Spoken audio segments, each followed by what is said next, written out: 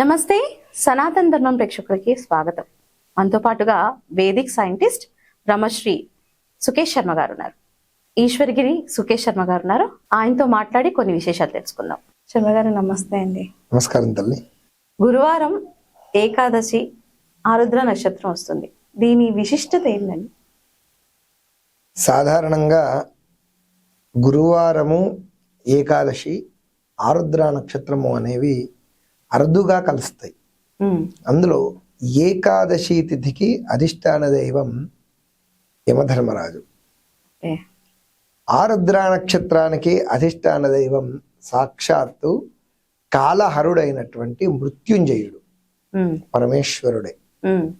ఇక గురువారానికి అధిష్టాన దైవం శ్రీ మహావిష్ణువు, అలానే పరమేశ్వరుడు కూడా. సాధారణంగా గురువారానికి జ్ఞానముతో కూడినటువంటి వాళ్ళు బ్రహ్మదేవుడు, దక్షిణామూర్తి, హయగ్రీవుడు, ఆంజనేయుడు, అంటే జ్ఞానముతో కూడినటువంటి వాళ్ళు, శ్రీమన్నారాయణుడు, వీళ్ళందరూ కూడా అధిష్టాన దైవం గురువులు. బ్రహ్మ జ్ఞానముతో కూడినటువంటి వాళ్ళు. మామూలుగా దేవతలకు గురువు అయినటువంటి బృహస్పతి, ఆంజనేయుడు, గణపతి, తర్వాత బ్రహ్మదేవుడు, హయగ్రీవుడు, దక్షిణామూర్తి, దత్తాత్రేయుడు, వీళ్ళందరూ గురువారం రోజున గురువులు ఇలా అనుకుంటారు. కానీ ఏకాదశి తిథికి అధిష్టాన దైవం యముడు, గురువారానికి అధిష్టాన దైవం దక్షిణామూర్తి.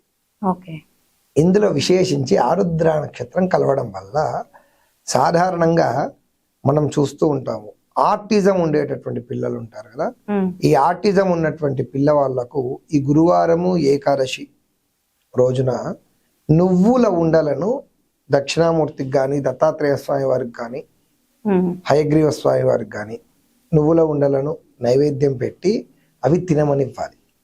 గురువారం, ఏకాదశి, ఆర్ద్ర నక్షత్రం 3 కలిసినప్పుడు. ఇక పితృదోషాలు ఉన్నటువంటి వాళ్ళకు లక్షలు పెట్టి పూజలు చేసుకోలేనటువంటి పరిస్థితుల్లో చాలా మందికి పితృదోషాలు ఉంటాయి.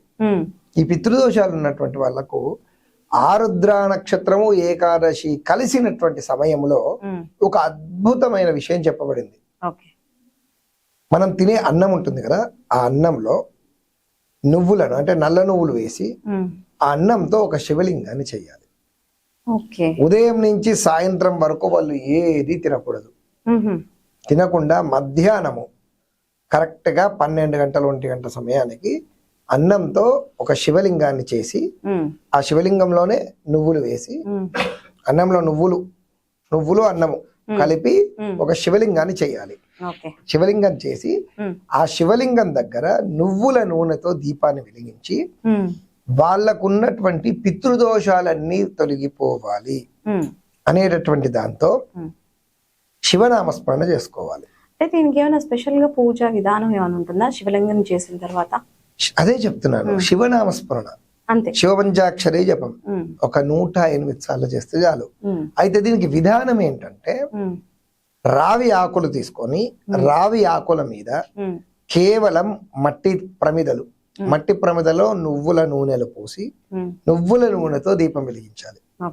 దీపాన్ని వెలిగించి అన్నము నువ్వులు కలిసినటువంటి శివలింగం, ఆ శివలింగం పైన కొంచెం పసుపు, కుంకుమ, అక్షింతలు, పూలు శివలింగానికి అర్చన చేసి 108 సార్ల శివపంచాక్షరి జపం, 108 సార్ల నారాయణ జపం, ఓం నమో నారాయణాయ గాని, ఓం నమ శివాయ గాని, ఈ శివపంచాక్షరి జపం చేస్తే వీళ్ళకున్నటువంటి పితృదోషాలు తొలగిపోతాయి.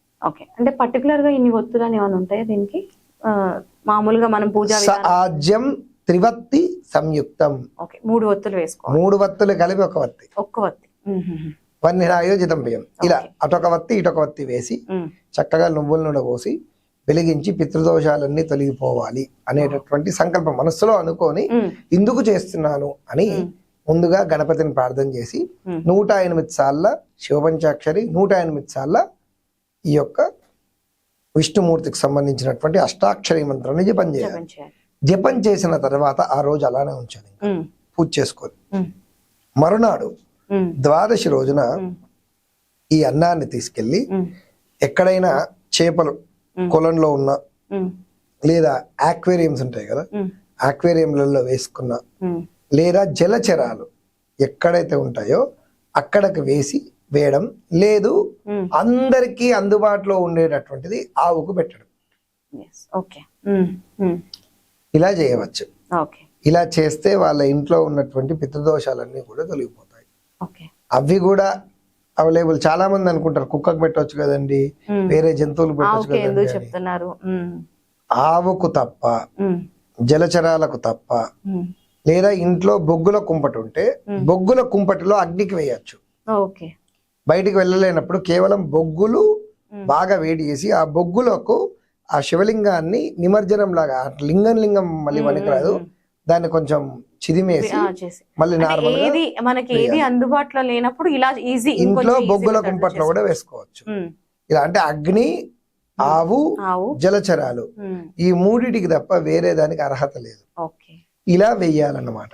దీనికి ఏమైనా స్పెషల్ అర్థం ఉందా? ఆవు, జలచరాలు అగ్నిలో వేయడానికి ఏమైనా స్పెషల్ అర్థం ఉందా? ఖచ్చితంగా మన యొక్క ఆన్సిస్టర్స్ కి నివసించడానికి కేవలం ఈ భూమి మీద 5 ప్రదేశాలు ఉన్నాయి. ఒకటి మన యొక్క శరీరము. అందుకే మీరు పిండ ప్రదానాలు చేసేటప్పుడు తండ్రి, తాత, ముత్తాత ప్లేసులలో బ్రాహ్మణం కూర్చోబెడతారు. వాళ్ళ మీదకి ఆవాహన అవుతుంది. వసు, రుద్ర, ఆదిత్య స్వరూపాలు ఇవి. పితృపితామహ, ప్రపితామహ ఆ స్థానాల్లో వాళ్ళు వచ్చి ఆవాహన అవుతారు.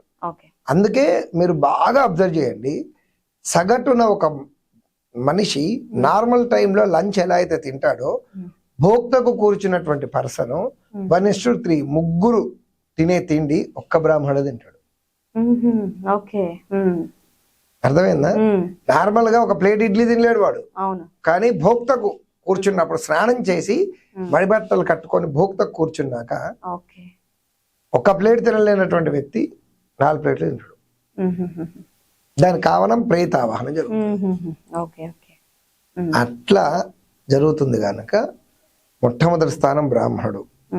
2 అది పితృశార్థం పెడితే. ఇలా ఇంట్లోనే చిన్న చిన్న రెమెడీస్ కి మనము చూడండి, మీరు పిండాలు పెట్టిన తర్వాత కూడా తీసుకెళ్లి చెరువులోనే కలుపుతారు. చెరువులోనో నదులను. ఎందుకంటే 2వ స్థానం జలచరాలు.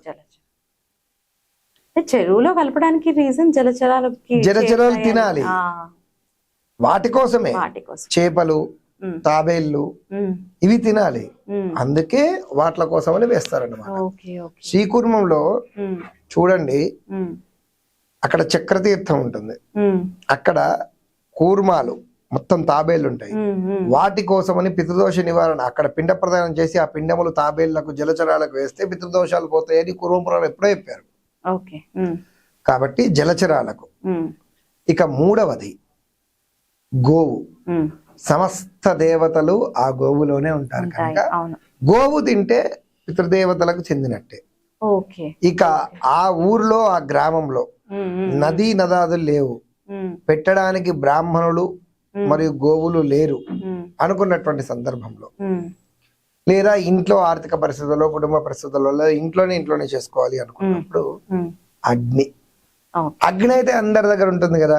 1 కిలో బొగ్గులు తీసుకొచ్చుకొని ఓ చిన్న తట్టనో మూకుడో దాంట్లో బొగ్గులు వేసుకొని దాంట్లో ఈ అన్నం వేసేసుకుంటే సరిపోతుంది. అది కంప్లీట్ బూడిదైపోయాక దాన్ని తీసుకెళ్లి ఎక్కడైనా చెట్లో మనుషులు తొక్కకుండా వేసుకుంటే సరిపోతుంది.